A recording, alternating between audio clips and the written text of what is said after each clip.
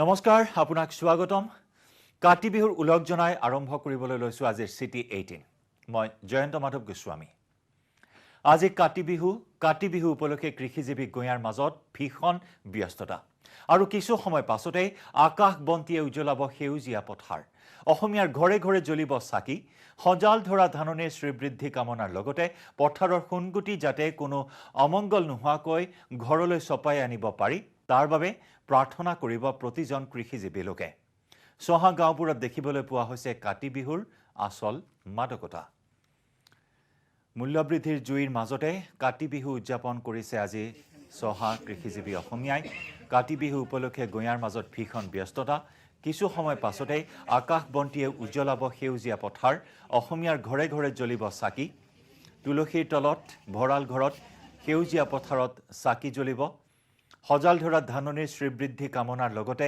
পথাৰৰ খুনগুটি যাতে কোনো অমংগল নোহোৱাকৈ ঘৰলৈ চপাই আনিব পাৰি তাৰ বাবে আজি প্ৰাৰ্থনা কৰিব প্ৰতিজন কৃষিজীৱী লোকে আৰু সহা গাঁওবোৰত এতিয়া দেখিবলৈ পোৱা হৈছে কাতি বিহুৰ প্ৰকৃত মাদকতা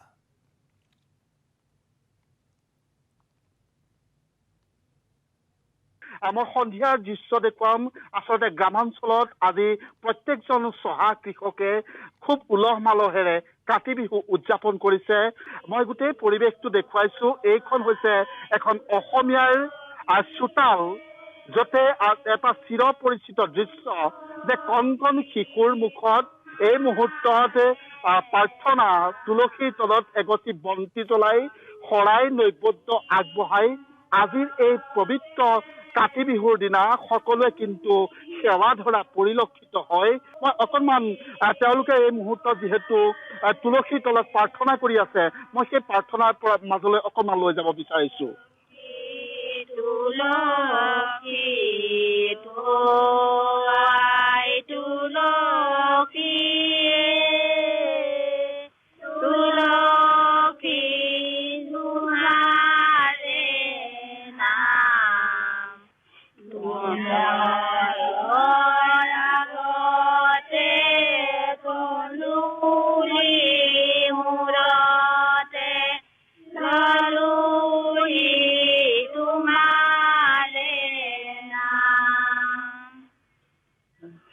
ধন্যবাদ জনাইছো মই অকণমান আপোনাৰ ওচৰলৈ আহিছো যিহেতু আজি কাতি বিহু অত্যন্ত গুৰুত্বপূৰ্ণ আমাৰ কৃষক সমাজৰ মাজত কি ক'ব কেনেকুৱা ধৰণে উদযাপন কৰে অকণমান যদি কাতি বিহুৰ সন্দৰ্ভত অকণমান কয় খুব সুন্দৰ হ'ব হয় আজিৰ দিনটো বিশেষকৈ মানে তাৎপৰ্যপূৰ্ণ হয় আমি অতীজৰ পৰা আমাৰ বোপা ককাসকলৰ দিনৰ পৰাই সকলোৱে এই বিহু পালন কৰি আহিছে কাতি বিহু সৰ্বসাধাৰণতে কঙালী বিহু বুলি কোৱা হয় কিন্তু কঙালী হ'লেও আমি এই বিহুক বেছিকৈহে গুৰুত্ব দিব লাগে আৰু অতীজৰ ককা দেউতাসকলেও এইটো হেৰি দি আহিছে আৰু এতিয়া আমাৰ ভৱিষ্যতৰ প্ৰজন্মসকললৈ আমি যাতে এইখিনি ৰাখি যাব পাৰোঁ তাৰ কাৰণে আমি পুৰুষাৰ্থ চেষ্টা কৰিব লাগে আৰু হৈছে কিন্তু আজি আমি এই দিনটোত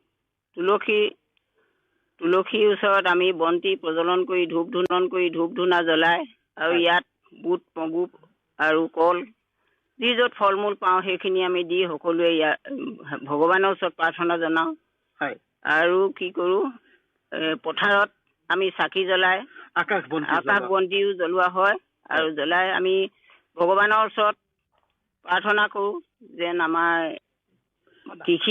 আমি হৈছোঁ কৃষি প্ৰধান দেশৰ মানুহ আৰু কৃষি ভাল হয় যাতে পথাৰত আমি সেইকাৰণে নদন বদন হৈ আহে সেইটো কাৰণে আমি মানে বহুত আজিৰ দিনটোত চাকি বন্তি জ্বলাই আমি পালন কৰোঁ কেনেকুৱা লাগিলে প্ৰত্যেক বছৰে এনেধৰণে হয়নে হয় কেনেকুৱা লাগে বহুত ভাল লাগে আজি এতিয়া বেলেগৰ ঘৰত গাবলৈ যাব লাগিব নাই লাগিব পলিথিন লগত নিব লাগিব নাই লাগিব পলিথিনত বুট মগু তুলিব লাগিব নে লাগিব এইটো হৈছে গাঁৱৰ পৰম্পৰা গাঁৱত আপুনি দেখিব আজিৰ দিনটো সন্ধিয়াৰ ভাগত যদি আপুনি গাঁৱলৈ যায় গাঁৱলৈ আহে তেতিয়া দেখিব যে প্ৰত্যেকৰ ঘৰে ঘৰে কিন্তু কণ কণ শিশুসকলে হাতত এটা পলিথিন লৈ তুলসীৰ তলে তলে মৃগ পহুচৰে এই গীত জুৰি কিন্তু সকলোকে গৃহস্থক আশীৰ্বাদ দিয়ে আৰু তাতোতকৈ গুৰুত্বপূৰ্ণ কথা যে মই পূৰ্বতে উল্লেখ কৰিছোঁ যে কৃষিভিত্তিক উৎসৱ কাতি বিহু আৰু এই সময়ছোৱাত যে প্ৰত্যেকটো পৰিয়ালে সহা কৃষক পৰিয়ালে পথাৰত বন্তি জ্বলাই আকাশ বন্তি জ্বলাই আৰু আকাশ বন্তি জ্বলোৱাৰ মূলতেই হৈছে যাতে কীট পতংগই পথাৰৰ যাতে নষ্ট কৰিব নোৱাৰে, সুকৰণে যাতে আই লক্ষীক ভঁৰাললৈ লৈ আহিব পাৰি, সেই কামনা কৰি তেখেতসকলে এনেকুৱা ধৰণে আচলতে কাতি বিহুৰ কিছু মাহাত্ম্য আছে, আধ্যাত্মিক জ্ঞান গুণ সম্পন্ন এই বিহু উদযাপন কৰে। আৰু আজিৰ এই সন্ধিয়া তুলসীৰ তলত বন্তি, পথাৰত বন্তি, পদূলিত বন্তি, এক প্ৰকাৰ এক পোহৰ বন্তিৰে সমগ্ৰ আজি কাতি বিহু আৰু সন্ধিয়া পৰত সেউজীয়া ধাননি পথাৰত আশাৰ বন্তি জ্বলোৱা হ'ব আৰু আশাৰ বন্তিৰে পোহৰাই তুলিব সমগ্ৰ পথাৰ। আৰু সেই আশালৈ কৃষক ৰাইজে ইতিমধ্যে বঙাইগাঁৱৰ খেতি পথাৰত চাকি জ্বলাইছে আৰু আশা কৰিছে যে নদন বদন শ্ৰীবৃদ্ধি হ'ব খেতিডৰা আৰু পোক পতংগই যাতে সেই খেতিডৰা যাতে নষ্ট কৰিব নোৱাৰে, সেই আশালৈ কাতি বিহু উদযাপন কৰা পৰিলক্ষিত হৈছে।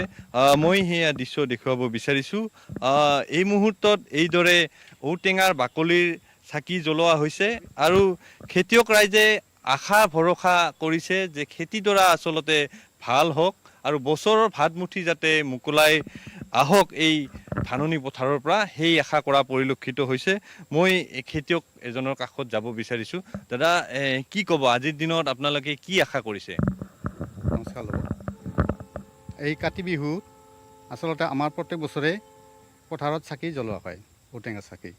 ইয়াৰ উদ্দেশ্য যাতে আমাৰ লখিমীক আমি আদৰিব পাৰোঁ আৰু আমাৰ পথাৰখন যাতে নষ্ট নকৰে পোক পৰুৱাই, তাৰ বাবে আমি এই ব্যৱস্থাটো গ্ৰহণ কৰা হয়। এইটো ঔটেঙা চাকি জ্বলে।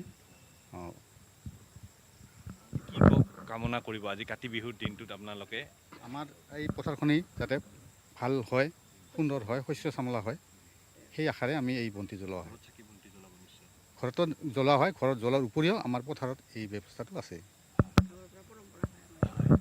ঘৰতো নিশ্চয় আজি আপোনালোকে তুলসীৰ তলত চাকি জ্বলাব? হয় হয়, আমি ৰাতিপুৱাৰ পৰা আমি এইটো আয়োজন আজি এটা বিশেষ দিনৰ কাৰণে এইটো বহুত দিনৰ পৰা আমি অপেক্ষা কৰি আছোঁ যে এইটো কাতি বিহু হ'লেও আমাৰ মাঘ বিহু, বহাগ বিহুৰ যেনেকৈ আমি ফূৰ্তি তামচা কৰোঁ তেনেকৈ আমি ইটোও কৰোঁ। আৰু সেইকাৰণে আমি ৰাতিপুৱাৰ পৰা পিঠা পনাও যদিও নাই, কঙালী বিহু যদিও কোৱা হয়, পিঠা পনাও বনাইছোঁ।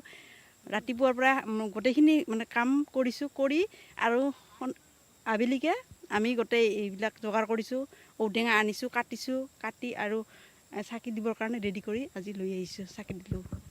এই মুহূৰ্তত চহা অসমীয়াই পথাৰত আই লখিমীক প্ৰাৰ্থনা জনাইছে যে ধাননিডৰা যাতে সোণোৱালী হৈ পৰে, লখিমী যাতে ঘৰলৈ ভালদৰে চপাব পাৰে, সেই আশালৈ এতিয়া খেতি পথাৰত চহা অসমীয়াই সেৱা প্ৰাৰ্থনা জনোৱা পৰিলক্ষিত হৈছে। আৰু এইদৰে বঙাইগাঁৱত পথাৰে পথাৰে চাকি জ্বলাই কাতি বিহু পালন কৰা পৰিলক্ষিত হৈছে।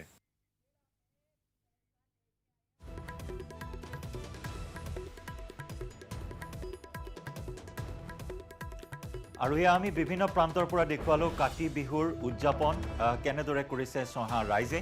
বিভিন্ন প্ৰান্তত আছে আমাৰ সাংবাদিকসকল আৰু বিভিন্ন প্ৰান্তত থকা আমাৰ সাংবাদিকসকলে দেখুৱাই যাব কেনেদৰে পৰম্পৰা অক্ষুণ্ণ ৰাখি অসমীয়া চহা ৰাইজে আজি পালন কৰিছে কাতি বিহু। সজাল ধৰা ধাননি শ্ৰীবৃদ্ধি কামনাৰে আকাশ বন্তি আৰু কিছু সময় পিছতেই উজ্বলি উঠিব। তুলসীৰ তলত চাকি জ্বলাব, ভঁৰাল ঘৰত চাকি বন্তি জ্বলাব আৰু এই আশাৰ চাকিৰে এটাই কামনা কৰা হ'ব যে সোণগুটি যাতে কোনো অমংগল নোহোৱাকৈ ঘৰলৈ চপাই আনিব পাৰি।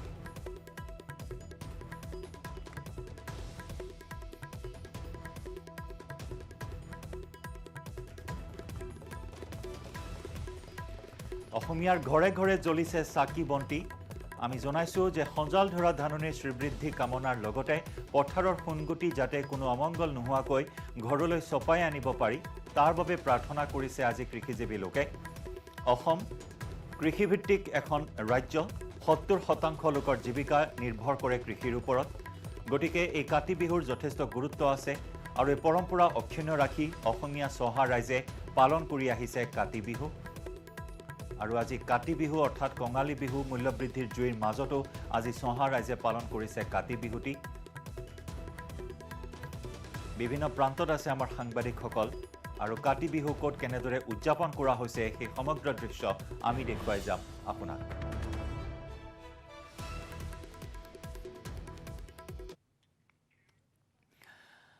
আৰু আজি কাতি বিহু কিন্তু কাতি বিহুৰ সময়ত কৃষকৰ মাজত অৰ্থাৎ একাংশ কৃষকৰ মাজত নাই কাতি বিহুৰ ব্যস্ততা বাক্সাৰ কেইবাখনো পথাৰত আজি নজলে আকাশবন্তি ঘৰে ঘৰে নজলে চাকি বৰষুণৰ অভাৱত চন পৰি ৰৈছে হাজাৰৰো অধিক বিঘা কৃষিভূমি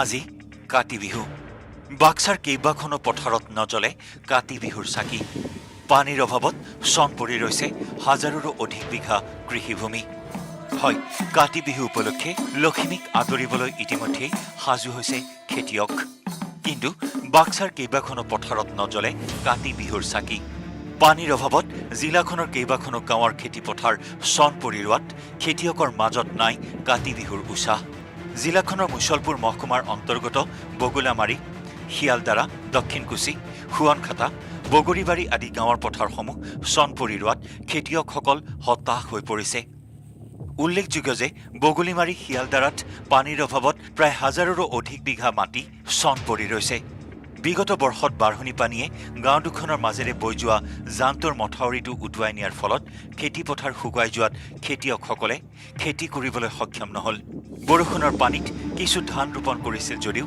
সেয়া পানীৰ অভাৱত মৰহি যায় আনহাতে যি অলপ হৈছিল তাতো নোলাল ধানৰ ঠোৰ ফলত ধাননি পথাৰত গৰু এৰাল দিছে খেতিয়কসকলে এই পথাৰখনত যোৱা বছৰ আগষ্ট মাহত যিটো বানপানী হ'ল বানপানী হোৱাৰ ফলত মাথাউৰিটো ভাঙি যোৱাৰ ফলত সম্পূৰ্ণ ডংটোৱে সুতি হলাই অন্যফালে যোৱাৰ ফলত এইবাৰ এই পথাৰত মানে আমি প্ৰায় 1015 বিঘা মাটিত এইবাৰ খেতি কৰিব আমি পোৱা নাই সম্পূৰ্ণ মানে চন পৰি গৈছে আৰু যি খেতি কৰিছে যদিও বৰষুণৰ পানীৰ দ্বাৰা কিন্তু এতিয়া সেই ধানসমূহ সম্পূৰ্ণ ধাননি পথাৰত মানে খেৰৰ নিচিনা শুকাই গৈছে কাতি বিহুৰ উৎসাহ আমি ইয়াত দেখিবলৈ বা আমি যি কৃষকসকল আমাৰ মনত এতিয়া এইবাৰ কাতি বিহুৰ উৎসাহ নাই সেইদৰে মুছলপুৰৰ দক্ষিণকুছি হুৱনখাটাৰ বগৰীবাৰী আদি গাঁৱৰ পথাৰতো একেই অৱস্থা পানীৰ অভাৱত চন পৰি ৰৈছে বহু কৃষিভূমি যাৰ বাবে আজি কাতি বিহুৰ দিনা এই পথাৰসমূহত জ্বলা নাই চাকি মুছলপুৰৰ পৰা মনোহৰ ৰাজবংশীৰ ৰিপৰ্ট নিউজ 18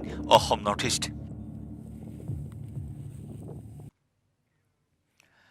IPL জুৱাৰীৰ বিৰুদ্ধে ক্ৰাইম ব্ৰাঞ্চৰ অভিযান মহানগৰীৰ 8 গাঁৱত ক্ৰাইম ব্ৰাঞ্চে চলাই অভিযান আৰু এই অভিযানৰ ইতিমধ্যে অন্ত পৰিছে 8 গাঁৱৰ সিআৰ কুঞ্জত ক্ৰাইম ব্ৰাঞ্চে চলাই অভিযান এই অভিযান কালত জব্দ কৰা হয় নগদ 26,42,000 টকা লগতে কেইবাটাও মোবাইল ফোন আৰু আপত্তিজনক নথিপত্ৰ জব্দ কৰা হয় অশোক জৈন আৰু মনোজ জৈন এই দুয়োগৰাকী ব্যক্তিয়ে বহিৰাজ্যলৈ পলায়ন কৰাৰ তথ্য লাভ কৰিছে ক্ৰাইম ব্ৰাঞ্চে বহিৰাজ্যৰ আৰক্ষীৰেও যোগাযোগ কৰিছে অসম আৰক্ষীৰ ক্ৰাইম ব্ৰাঞ্চে ফাঁচী বজাৰৰ জগাৰ্ছ নামৰ বিপণীটো ক্ৰাইম ব্ৰাঞ্চে চলাই অভিযান পূৰ্বে গ্ৰেপ্তাৰ হোৱা ৰৌনক বাজৰিয়া আৰু দীপেশ বাজৰিয়াক লগত লৈ আজি ক্ৰাইম ব্ৰাঞ্চে চলাই দুটাকৈ স্থানত এই অভিযান ইতিমধ্যে আমি জনাইছো এই অভিযানত 26,42,000 টকা জব্দ কৰিবলৈ সক্ষম হৈছে লগতে কেইবাটাও মোবাইল ফোন আৰু আপত্তিজনক নথিপত্ৰ জব্দ কৰা হৈছে 8 গাঁৱৰ সিআৰ কুঞ্জত ক্ৰাইম ব্ৰাঞ্চে চলাই অভিযান উল্লেখযোগ্য যে অশোক জৈন আৰু মনোজ জৈনে বহিৰাজ্যলৈ পলায়ন কৰাৰ তথ্য লাভ কৰিছে ক্ৰাইম ব্ৰাঞ্চে বহিৰাজ্যৰ আৰক্ষীৰে যোগাযোগ কৰিছে অসম আৰক্ষীৰ ক্ৰাইম ব্ৰাঞ্চে ফাঁচী বজাৰৰ জগাৰ্ছ নামৰ বিপণীটো ক্ৰাইম ব্ৰাঞ্চে চলাই অভিযান পূৰ্বে গ্ৰেপ্তাৰ হোৱা ৰৌনক বাজৰিয়া আৰু দীপেশ বাজৰিয়াক লগত লৈ অভিযান চলাই ক্ৰাইম ব্ৰাঞ্চে IPL জুৱাৰীৰ বিৰুদ্ধে ক্ৰাইম ব্ৰাঞ্চে চলাই আজি এই অভিযান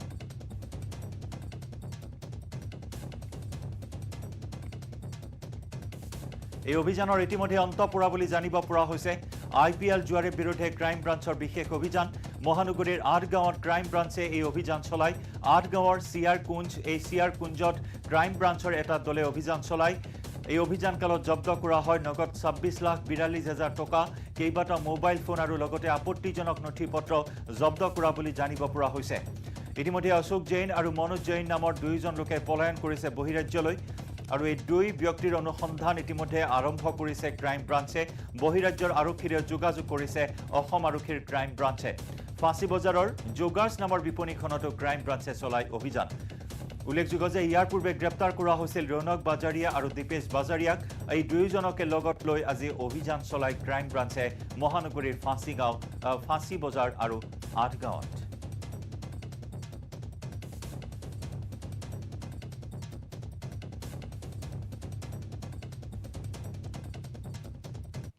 আজি আমি অশোক জৈন আৰু মনোজ জৈন নামৰ এজন ব্যক্তি তেওঁলোকে হ'ল নেম একিউজ আৰু তেওঁলোকে প্ৰধানকৈ এই কলা ব্যৱসায়ৰ লগত জড়িত তেওঁলোকৰ বাসভৱনত আমি ৰেড কৰোঁ, তাত অভিযান চলাওঁ আৰু অভিযান কালত আমি 26,42,000 কেছ মানি আমি বৰামদ কৰিছোঁ আৰু তাৰ লগতে আমি 4টাকৈ মোবাইল আৰু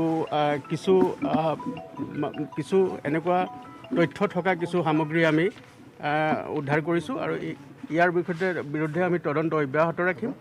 কিন্তু সদ্যহতে তেওঁলোক 2জন পলাতক অৱস্থাত আছে আৰু অসমৰ বাহিৰত আছে। তেওঁলোকে বুকি হয়, তেওঁলোকে এই ক্ৰিকেটৰ যিটো জুৱা তেওঁলোকে এই মহানগৰত চলাই গৈছে। তেওঁলোকে যিহেতু বৰ্তমান সময়লৈকে তেওঁলোকে অসমৰ বাহিৰত অৱস্থান কৰি আছে, গতিকে সেই ৰাজ্যসমূহৰ আৰক্ষী বিভাগৰ লগত আমি ইতিমধ্যে যোগাযোগ কৰিছোঁ যাতে শীঘ্ৰে আমি তেওঁলোকক কৰায়ত্ব কৰোঁ। তেওঁলোকে অকল IPL জুৱা বুলিয়ে নহয়, ক্ৰিকেটৰ যি জুৱা আৰু মানে সামগ্ৰিকভাৱে যি চলি থাকে সেই সমগ্ৰ সেই জুৱাবিলাকৰ লগত তেওঁলোকে জড়িত। উপ নিৰ্বাচনক লৈ তুংগত উঠিছে সমালোচনাৰ ৰাজনীতি। অখিল গগৈৰ বিৰুদ্ধে পুনৰ আক্ৰমণাত্মক মন্ত্ৰী পীযুষ হাজৰিকা। থাওৰা আৰু মৰিয়নীত বিজেপি প্ৰাৰ্থীৰ বিজয় নিশ্চিত বুলি দাবী কৰে মন্ত্ৰীগৰাকীয়ে। তুংগত বিজেপিৰ উপ নিৰ্বাচনৰ প্ৰচাৰ। অখিলৰ বিৰুদ্ধে পুনৰ আক্ৰমণাত্মক মন্ত্ৰী পীযুষ। থাওৰা আৰু মৰিয়নী সমষ্টিত উপ নিৰ্বাচনৰ প্ৰচাৰ চলে অখিল গগৈৰ বিৰুদ্ধে পুনৰ আক্ৰমণাত্মক হৈ পৰিল মন্ত্ৰী পীযুষ হাজৰিকা। এইবাৰ অখিল গগৈক হতাশগ্ৰস্ত নেতা আখ্যা মন্ত্ৰী পীযুষ হাজৰিকাৰ। উপ নিৰ্বাচনত থাওৰা সমষ্টিত ৰাইজৰ দলে পৰাজয়ৰ উমান আগতীয়াকৈ পোৱা বুলি কটাক্ষ কৰি সমষ্টিটোত বিজেপিৰ জয় নিশ্চিত বুলি দাবী মন্ত্ৰীগৰাকীৰ। আজিতো মোৰ এনেকুৱা লাগিছে মানুহটো হতাশগ্ৰস্ত হ'ল। আগতে যে এনেকৈ কয় আজিতো নাম হ'লে বহুত আৰু ক'ব খোজা নাছিলোঁ, শুনিছিল থাওৰা। আগতে এনেকৈ কয়, আগতে যি একদম হুলস্থুল কৰি কথা কয়, একদম দমত কথা কয়, সাহসত কথা কয়। আজি ভিডিঅ'টো দেখিছোঁ তেওঁৰ মনটো কিন্তু বেয়া। তেওঁ চাগে ভাবিছে 2টা বছৰতে বহুত বেয়া পাৰিব, ৰাইজৰ আগত ওলাব নোৱাৰা অৱস্থা হ'ব। গতিকে তেখেতৰ কাষত তেখেতৰ মুখত নিমখ কৰি দিয়ে। আৰু কালি যিটো কৈছিলোঁ আজিও স্থিত আছোঁ, অখিল গগৈ ডাঙৰীয়া অহাবাৰ থিয় কৰি ইলেকশ্যন খেলিব খোজে। কাৰণ তেওঁ জানে যে টেঙা আম 2বাৰ বিক্ৰী কৰিব নোৱাৰে। তেওঁৰ আম ইতিমধ্যে টেঙা হৈ গৈছে শিৱসাগৰত, তিতাবৰত অহাবাৰ ইলেকশ্যন খেলিব খোজে। মৰিয়নী সমষ্টিত দখলক লৈও দুয়োগৰাকী নেতাৰ মাজত অব্যাহত আছে সমালোচনাৰ ৰাজনীতি। মন্ত্ৰী পীযুষৰ মতে বিজেপিয়ে দখল কৰিব মৰিয়নী সমষ্টি, কিন্তু উপ নিৰ্বাচনত কিয় বিজেপিক ভোট দিব থাওৰা আৰু মৰিয়নীবাসীয়ে? এটা সময়ত কংগ্ৰেছ দল নিশ্চিহ্ন হোৱাৰো ভৱিষ্যৎবাণী কৰিলে মন্ত্ৰীগৰাকীয়ে। মৰিয়নী ইলেকশ্যনত কোনো কণ্টেষ্টেই নাই, বেলেগ দলৰ কোনো নিৰ্বাচনী প্ৰচাৰো নাই, মানুহৰো তেওঁলোকৰ প্ৰতি সমৰ্থন থকা যেন নালাগে। গতিকে মই ভাবোঁ যে ৰূপজ্যোতি ডাঙৰীয়া 25,000 পৰা 30,000 ভিতৰত জিকিব। আৰু ইলেকশ্যন হ'লে আৰু এতিয়াও 10-12 দিন বাকী আছে, তাতকৈ বেছি হ'লেও বহুত আচৰিত হ'ব লগা একো নাই। 21 আৰু 26 অক্টোবৰত সমষ্টি দুটাত নিৰ্বাচনী প্ৰচাৰ চলাব মুখ্যমন্ত্ৰী ডক্টৰ হিমন্ত বিশ্ব শৰ্মাই। ডিমৰ পৰা কৃষ্ণজ্যোতি ৰায়দঙীয়া আৰু তিতাবৰৰ পৰা Anmol Yadav, news 18 Assam north east. আৰক্ষীৰ অভিযানৰ পাছতো অব্যাহত ড্ৰাগছৰ বেহা। মহানগৰীৰ ISBTত ড্ৰাগছসহ গ্ৰেপ্তাৰ 3 সৰবৰাহকাৰী। ধুবুৰীত আৰক্ষীৰ এনকাউণ্টাৰত আহত হয় ড্ৰাগছ মাফিয়া ৰাহুল প্ৰসাদ।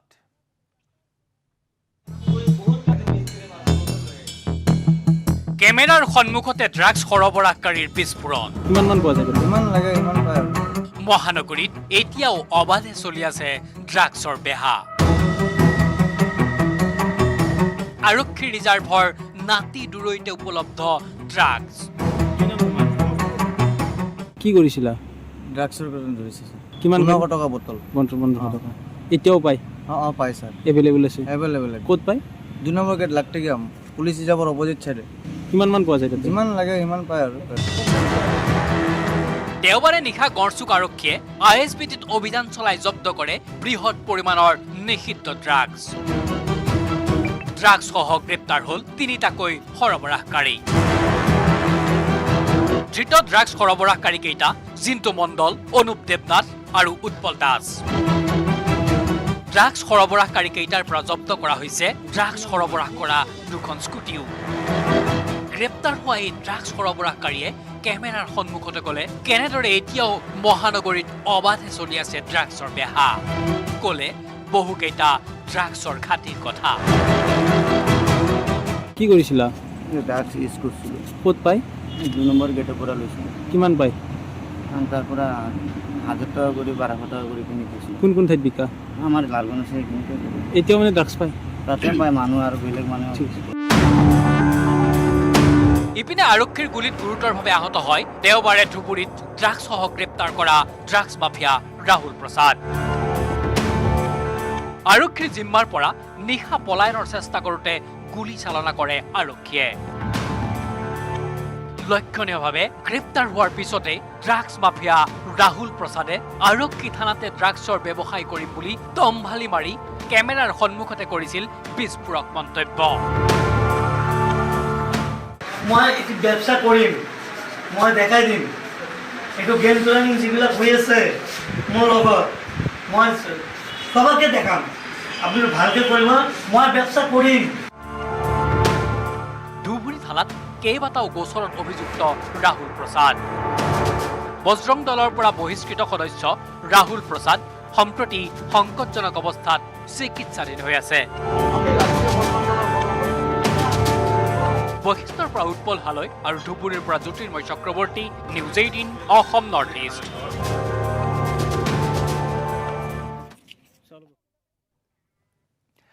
শৈশৱৰ সোণালী অতীত বিচাৰি সুদূৰ ইংলেণ্ডৰ পৰা ফিলবাৰীত উপস্থিত হ'ল এজন ব্ৰিটিছ যুৱক। নাম তেওঁৰ চিমন পিটাৰ টুইষ্ট। ফিলবাৰী ত্যাগ কৰি 7 বছৰ বয়সতে পিতৃ মাতৃৰ সৈতে লণ্ডনলৈ ঢাপলি মেলিছিল চিমন পিটাৰ টুইষ্টে। শৈশৱৰ সোণালী অতীত বিচাৰি সুদূৰ ইংলেণ্ডৰ পৰা অসমত উপস্থিত ব্ৰিটিছ নাগৰিক। ফিলবাৰীত ভৰি দি আৱেগিক হৈ পৰিল চিমন পিটাৰ টুইষ্ট। জন্মস্থান আৰু অতিবাহিত শৈশৱৰ ঠিকনাৰ সন্ধানত তিনিচুকীয়া জিলাৰ ফিলবাৰীত উপস্থিত হৈহি সুদূৰ ইংলেণ্ডৰ ব্ৰাইটন চহৰৰ চিমন পিটাৰ টুইষ্ট নামৰ এই লোকজন। Yeah, but just saw the factory, didn't see the house, and I could see the garden through the gates, and I was like dying to come, but I just, everyone was away. Well, this is actually 40 years, you know, it's a long time, so yeah, it's just mind blowing, really. Yeah, it's just incredible to see everything kept. পেছাত এজন fashion চলি উঠিছে আৰু তেওঁ বুকুখন ধপধপাই গৈছে। তেওঁ নিজে স্বীকাৰ কৰিছে যে মই আজি এই অনুভৱটো মই জীৱনত মই কল্পনা কৰিব নোৱাৰোঁ আৰু তাক মই দুনাই আকৌ নাপাওঁ, সেই কথা তেওঁ অনুভৱ কৰিছে আৰু ব্যক্ত কৰিছে। যোৱাৰ পূৰ্বে অতি সোনকালেই জ্যেষ্ঠ ভগ্নীৰ সৈতে পুনৰ ফিলবাৰীলৈ আহিবলৈ ইচ্ছা প্ৰকাশ কৰাৰ কথা কৈ গ'ল চিমন পিটাৰ টুইষ্টে। তিনিচুকীয়াৰ পৰা উপাসনা বৰুৱা গোস্বামীৰ report, news 18 Assam north east.